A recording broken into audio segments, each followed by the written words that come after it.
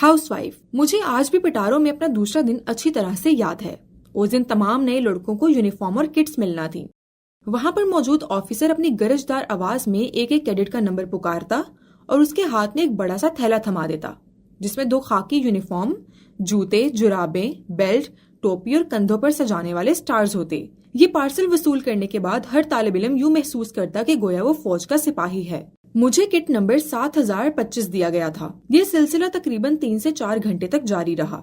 उसके बाद हॉल में एक इंस्ट्रक्टर दाखिल हुए और उन्होंने हमसे पूछा, जेंटलमैन, क्या आपको कपड़े मिल गए हैं? सब ने कहा, यस सर। उसके बाद उन्होंने खुशखबरी सुनाने के अंदाज में कहा, वेरी वेल, अब आपको एक एक हाउस वाइफ भी दी जाएगी। ये सुनना था कि तमाम लड़के दिल ही दिल में बहुत खुश हुए। उन्होंने अपने तखय्युलात में उस अनजानी हाउस वाइफ के पैकेट तराशने शुरू कर दिए। सईद ने मुझसे इशारे से पूछा कि कहीं इंस्ट्रक्टर का दिमाग तो खराब नहीं हो गया। मेरा ख्याल था कि हम इंस्ट्रक्टर की बात समझने में गलती की है, लेकिन उस इंस्ट्रक्टर ने एक दफा फिर कहा, जेंटलमैन, तैयार हो जाएं, अभी आपको एक एक हाउस वाइफ दी जाएगी। हमने क्या तैयारी करना थी? हमने बड़े शौक के साथ दाखिली दरवाजे की तरफ देखना शुरू कर दिया, लेकिन थोड़ी ही देर के बाद उन्होंने सबके हाथ में एक एक थैली थमाना शुरू कर दी जिसमें 6 अदद सुइयां, 20 अदद बटन और 2 धागों की रेलें थीं। उन्होंने बड़े फलसफियाना अंदाज में हमें एक बड़ी हकीकत बताते हुए फरमाया, ये हाउस वाइफ है, इसे बड़े प्यार से संभाल कर रखें, क्योंकि अगर कोई बटन टूट जाए तो यहाँ आपकी माँ या बहन नहीं लगाएगी और ना कोई मुलाजिम आकर लगाएगा, बल्कि आपको ये काम अपनी हाउस वाइफ से लेना पड़ेगा। उसके बाद हमें हुक्म दिया गया कि हम आधे घंटे के बाद नाई के हमाम पर पहुंच जाएं। आधे घंटे के बाद जब हम वहां पहुंचे तो वहां लड़कों का एक जमे गफीर मौजूद था। नाई हजरात एक कतार में बाल काटने वाली मशीन और कैंचियां लिए खड़े थे। वो बड़ी महारत से हर लड़के की एक जैसी कटिंग कर रहे थे और यूं लग रहा था जैसे कि वो लड़के के सर पर एक प्याला फिट कर रहे हों।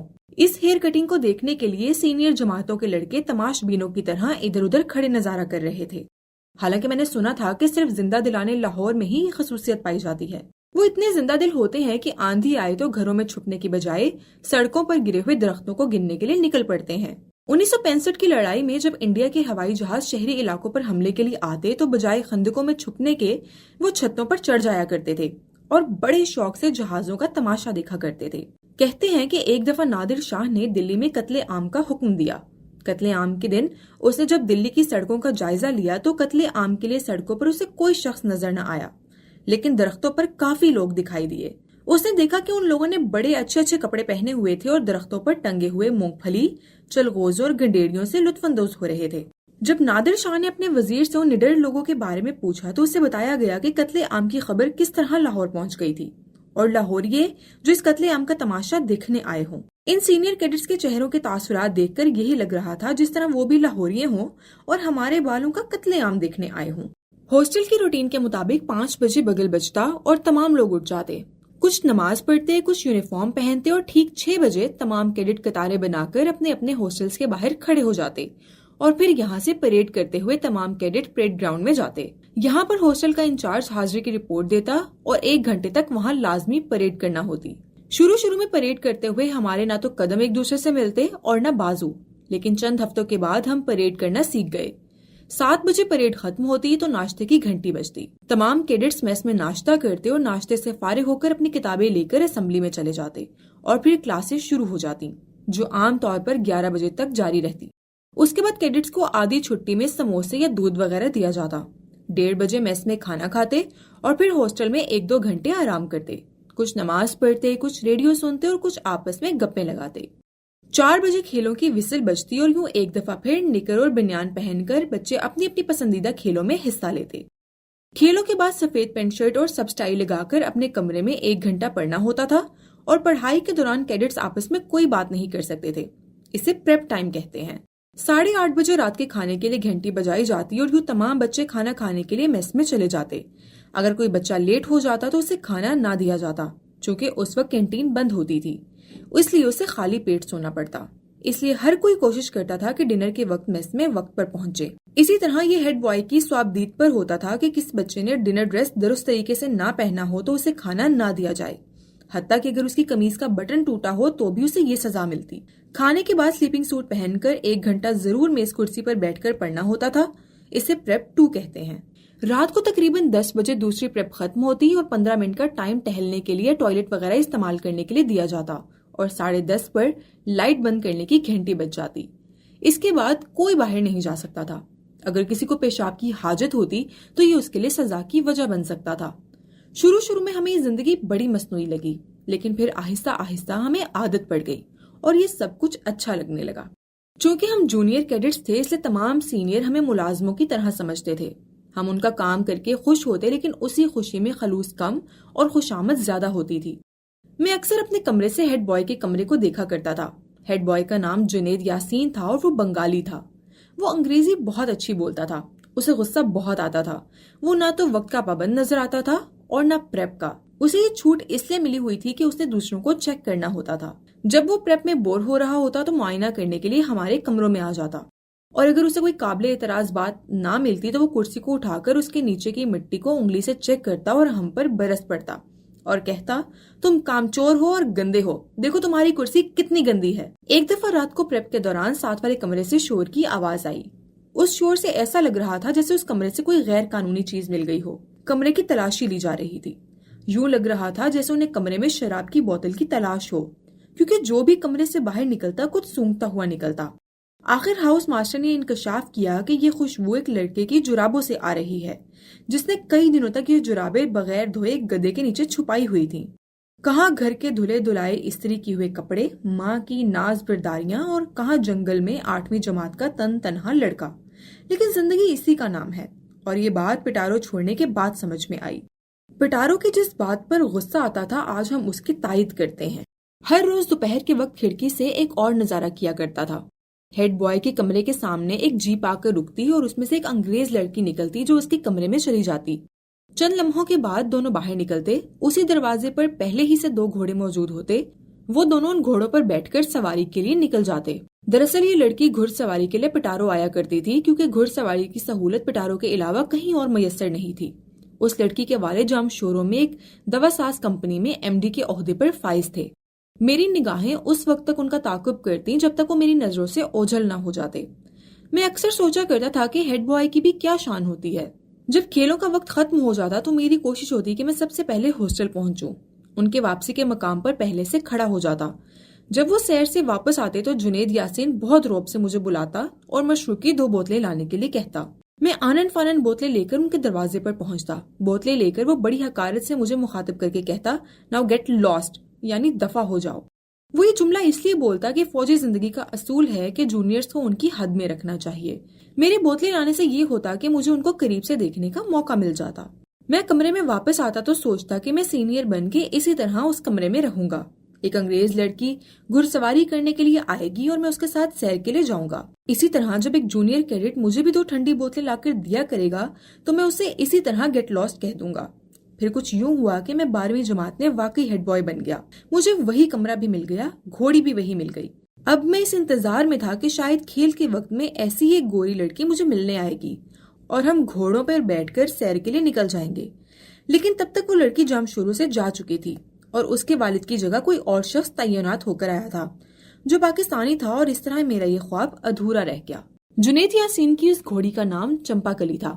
ہیڈ بوائے بننے کے بعد جب میں پہلی دفعہ اس گھوڑی پر بیٹھا تو اس نے کافی ہیل و حجت کی، لیکن بالآخر جب اسے یقین ہو گیا کہ آنے والے 1 سال میں میں ہی اس کا مالک ہوں تو وہ مجھ سے مانوس ہو گئی۔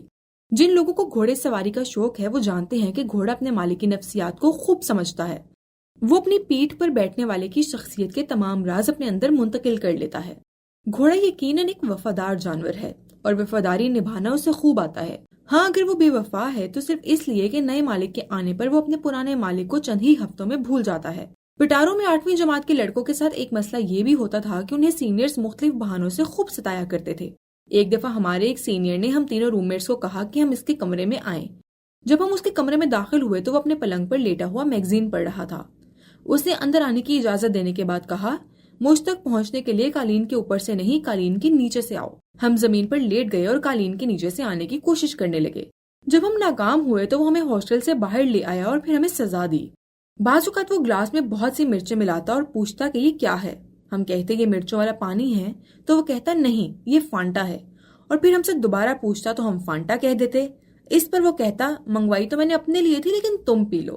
اس طرح وہ ہمیں مرچوں والا پانی بغیر منہ بنائے پینا پڑتا۔ منگل اور بدھ کو میس میں چکن پکایا جاتا تھا۔ میس میں ہم میں سے اکثر کی نگاہیں کھانے کے برتن پر ہوتی تاکہ وہ اپنی پسند کی بوٹی نکال سکیں۔ پٹارو میں ان تمام سختیوں کے ساتھ ساتھ ہفتے کی رات کو تمام بچوں کو لازماً انگریزی فلم دیکھنا ہوتی تھی جو عام طور پر جنگی موضوعات پر ہوتی۔ اتوار کو چونکہ چھٹی ہوتی تھی اس لیے یونیفارم کی پابندی نہیں ہوتی تھی۔ ہم اپنی مرضی کا لباس پہن کر میس میں جاتے اور اس دن ایسا لگتا جیسے ہم آزاد کردہ قیدی ہوں۔ اتوار کی شام کو ہمیں اردو یا پنجابی فلم دکھائی جاتی تھی، لیکن یہ فلم دیکھنا لازمی نہ ہوتا تھا۔ جو بچے یہ فلم نہ دیکھنا چاہتے انہیں یہ بتانا ہوتا تھا کہ وہ اس دوران کیا کریں گے۔ ہمیں 8ویں جماعت کے نصاب کے علاوہ ایسے مضامین بھی پڑھائے جاتے تھے جو کیڈٹ کی نہ صرف جسمانی تربیت کرتے تھے بلکہ اس کی ذہنی صلاحیتوں کو بھی جلوہ بخشتے تھے۔ ہمارے تمام اساتذہ اعلیٰ ڈگریوں کے حامل تھے۔ اسلامیات مسجد کے مولوی صاحب پڑھاتے تھے۔ مولوی صاحب پٹھان تھے۔ جب وہ پڑھاتے تو اردو اور پشتو میں تمیز کرنا مشکل ہوتا تھا۔ وہ واحد استاد تھے جو کان سے پکڑ کر مکے بھی رسید کر دیا کرتے تھے۔ وہ خود کو ایک بہت بڑا عالم اور ادیب سمجھتے تھے۔ اردو کی لکھائی میں املا کی غلطی وہ ہرگز برداشت نہ کرتے تھے۔ لیکن ایک دفعہ میری سالانہ رپورٹ پر انہوں نے لکھا، لڑکا بہت اچھا ہے، کتا لانا بھول جاتا ہے۔ اصل میں وہ خود بے لگانا بھول گئے تھے۔ ایک دفعہ میرا پرچہ چیک کر کے انہوں نے مجھے 100 میں سے 110 نمبر دے دیے۔ جب معاملہ پرنسپل صاحب تک پہنچا تو وہ اپنی بات پر اڑ گئے اور پرنسپل صاحب کو قائل کرنے کی کوشش کی۔ اگر اس کا پیپر اچھا ہے تو اسے 100 سے زیادہ نمبر کیوں نہ دوں؟ مولوی صاحب دل کے بہت اچھے تھے، بہت نفیس کپڑے پہنا کرتے تھے اور عام طور پر پڑھاتے ہوئے کرسی پر بیٹھتے ہی جوتے اتار دیا کرتے تھے۔ کئی دفعہ بچے ان کی جوتی کو ٹھوکر مار کر بینچوں کے نیچے پھینک دیا کرتے تھے اور وہ کلاس ختم ہونے کے بعد اپنے جوتے تلاش کرتے رہ جاتے تھے۔ 8ویں جماعت میں ہمارے لیے پریڈ اور پی ٹی نئی چیزیں تھیں۔ ان میں سخت محنت کرنا پڑتی تھی۔ بہت سے بچے جان چھڑانے کے لیے فوجی بینڈ میں شامل ہو جاتے۔ بینڈ میں شامل ہونے سے ایک طرف تو پریڈ سے چھٹی مل جاتی اور دوسری طرف ایک انڈا اور 2 کیلے اضافی خوراک کے طور پر ملتے تھے۔ سعید اور طارق دونوں بینڈ میں شامل ہو گئے۔ ایک بینڈ بجاتا رہا اور دوسرا ڈھول، لیکن 5 سال کی محنت کے بعد بھی دونوں میں سے کسی کو بھی نہ بینڈ بجانا آیا اور نہ ڈھول۔ سعید شروع سے ہی نازک مزاج تھا۔ وہ وقت پر اور اچھا کھانا کھانا پسند کرتا تھا۔ پڑھائی میں وہ بہت لائق تھا، لیکن جسمانی مشقت سے کسی حد تک گھبراتا تھا۔ پٹارو کے اس ماحول میں ہم دونوں ایک دوسرے کے لیے سہارا تھے۔ طارق حسین کا تعلق اوکاڑا سے تھا۔ وہ ہمارا نیا دوست بنا تھا۔ وہ اتنا پرخلوص تھا کہ جلد ہی وہ ہمیں بھائیوں جیسا عزیز ہو گیا تھا۔ سعید اور طارق چونکہ ایک ہی ہاسٹل میں تھے اس لیے دونوں مل کر میرے خلاف جگتیں لگایا کرتے تھے۔ ان کا خیال تھا کہ ہر معاملے میں ضرورت سے زیادہ ہوشیاری دکھانے کی کوشش کرتا ہوں۔ پٹارو میں ہمیں چھوٹی چھوٹی باتوں پر سزا ملتی تھی۔ مثلاً اگر آپ نے سڑک پر چلتے ہوئے غلطی سے گھاس پر قدم رکھ دیا اور کسی سینئر نے دیکھ لیا تو سزا ملنا یقینی تھی۔ اسی طرح اگر آپ نے پریڈ کے دوران جمائی لے لی تو اس کی سزا بھی متعین تھی۔ اس کے علاوہ یونیفارم صحیح نہ ہونے پر بھی سزا ملتی تھی۔ طارق جسمانی اعتبار سے ہم سے بہت بہتر تھا اور فطرتاً بہت معصوم۔ ایک دفعہ اس کے ہاؤس ماسٹر نے اسے ڈانٹتے ہوئے یہ کہہ دیا کہ تم گیدڑ کی طرح بھاگتے ہو۔ وہ اسے تعریفی جملہ سمجھ کر ہم پر روب ڈالنے لگا۔ میں نے طارق سے کہا، اگر لگنا ہی ہے تو شیر لگو نہ کہ گیدڑ۔ شاید اسی وجہ سے اس نے باقاعدہ ورزش کرنا شروع کر دی اور چند ہی مہینوں میں کالج کی ایتھلیٹک ٹیم کا ممبر بن گیا۔ ان دنوں پرنسپل صاحب نے ایک نیا قانون وضع کیا تھا جس کے مطابق ہر بچے کو لازماً انگریزی بولنا ہوتی تھی۔ اگر کوئی بچہ اردو بولتا ہوا پکڑا جاتا تو اسے ایک سکہ دیا جاتا تھا۔ اگر وہ طالب علم یہ سکہ کسی دوسرے اردو بولنے والے کو نہ دے سکتا تو ڈنر کے بعد جس سے سکے برآمد ہوتے اسے سزا دی جاتی اور جرمانہ بھی کیا جاتا۔ شروع میں ہمیں یہ طریقے بہت مصنوعی لگے، لیکن ان سے ہماری تربیت یقیناً بہت اچھی ہوئی۔ کالج میں 4 مہینے کی پڑھائی کے بعد ہمیں 10 دن کی چھٹیاں ملی۔ میں 4 مہینے کے بعد جب پہلی مرتبہ کراچی اپنے گھر پہنچا تو یہ میرے لیے ایک بہت خوشگوار لمحہ تھا۔ ان 4 مہینوں میں کافی بدل چکا تھا کیونکہ گھر میں موجود تمام سہولتوں کے باوجود مجھے ہاسٹل یاد آ رہا تھا۔ پھر بھی ان چھٹیوں کے دوران میں نے اپنی پسند کی چیزیں کھائیں، ٹی وی دیکھا، دوستوں سے ملا اور بالآخر 10 دن کے بعد واپس ہاسٹل پہنچا۔ ایک بار پھر وہی معمول، یعنی پریڈ، پڑھائی، کھیلیں اور پریپ، لیکن ہم فوراً ہی دوبارہ اس ماحول میں ایڈجسٹ ہو گئے کیونکہ اللہ تعالیٰ نے انسان کو یہ صلاحیت دی ہے کہ وہ آسانی سے اپنے آپ کو نئے ماحول کے مطابق ڈھال لیتا ہے۔ انسان کے جینز سب سے کم کوڈڈ ہوتے ہیں۔ جانور جتنے کم درجے کا ہو اس کے جینز اتنے ہی زیادہ کوڈڈ ہوتے ہیں، یعنی اللہ تعالیٰ نے ان کے جینز میں لکھا ہوتا ہے کہ انہوں نے اپنی زندگی میں کیا کرنا ہے۔ جینز کو کوڈ کر کے اللہ تعالیٰ اس جانور کے لیے وہ کام مقرر کر دیتا ہے جو اس نے ساری زندگی کرنا ہوتے ہیں، اور ان کاموں سے وہ کبھی انحراف نہیں کر سکتا، بلکہ یہ کہنا زیادہ مناسب ہوگا کہ یہ کام ان کی فطرت کا حصہ ہوتے ہیں اور ان کوڈ کیے ہوئے کاموں سے مختلف کام کرنے کی اس میں صلاحیت ہی نہیں ہوتی۔ مثال کے طور پر شہد کی مکھی کے جینز کوڈڈ ہیں۔ ان کوڈز کے مطابق اس نے صرف چھتے میں رہنا ہوتا ہے اور وہاں سے پھول تک جانا ہوتا ہے۔ بلی اور کتا مقابلتاً اونچی حیثیت کے جانور ہیں اور ان کی جبلتیں بھی اونچی ہیں۔ اگر آپ کتے کو گیند پکڑنا سکھائیں تو وہ اس حد تک سیکھا جاتا ہے کہ وہ گیند واپس لے آئے۔ کتا اجنبی پر بھونکتا ہے، مالک سے مانوس ہوتا ہے، چھوٹے پودے کو دیکھ کر وہ ٹانگ اٹھا کر پیشاب بھی کرتا ہے، لیکن اس سے زیادہ چیزوں کی وہ پلاننگ نہیں کرتا۔ بندر بہت اونچے درجے کا جانور ہے، وہ اپنی تمام عادات کے علاوہ پلاننگ بھی کر سکتا ہے کیونکہ اس کے جینز اتنے زیادہ کوڈڈ نہیں ہوتے۔ اللہ تعالیٰ نے انسان کے لیے بہت سی چیزیں کوڈ نہیں کی، یہی وجہ ہے کہ انسان نے خود اچھے برے کی تمیز کرنا ہوتی ہے، اور اسی لیے اللہ تعالیٰ نے روز حشر اس کا حساب کرنا ہے، جبکہ جانوروں کا کوئی حساب نہیں ہونا۔ پٹارو جانے کے بعد ہم اس کے ماحول میں اس طرح رچ بس گئے کہ ہمیں یوں لگا کہ ہم خود پٹارو ہیں۔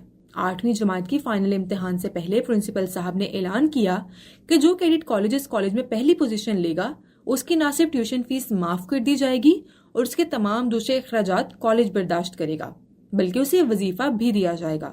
میں اس موقع سے بھرپور فائدہ اٹھانا چاہتا تھا، اس لیے میں نے اپنی ساری توجہ اپنی پڑھائی پر مرکوز کر دی۔ جب 8ویں کا رزلٹ آیا تو اپنی کلاس میں پہلی پوزیشن پر آنے کی وجہ سے مجھے وظیفہ دیا گیا۔